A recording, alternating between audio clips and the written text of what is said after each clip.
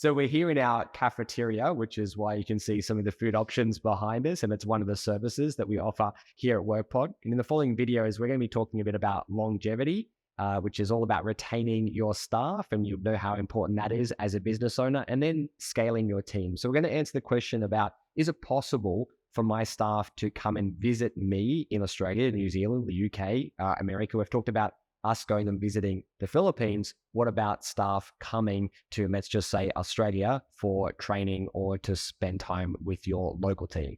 I'll just start by saying it's actually more difficult to get the Filipino to come and visit you. It's really easy to get into the Philippines and come and visit your team. To get your team member to come from the Philippines to visit Australia, for example, is more difficult. They have to provide some documentation to the government to show why they're leaving the country, and also exactly what it is that they'll be doing when they're coming to, for example, Australia. Now, Australia is easier.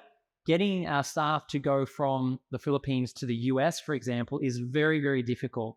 There is a lot of paperwork that has to be completed, and we've had a number of times that our staff have been turned down.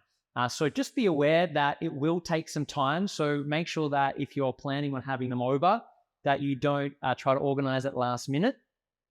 Also, here in the Philippines, you actually have to visit an office to apply. So it's not something that you can just do online. If you want them to come to the US, for example, they have to do an interview before they can get approved. So they need to be aware of that. Absolutely. So if it is possible, but just make sure that you give yourself and give the other team member some notice, or alternatively, consider coming and visiting them first, and then maybe consider that other option down the track.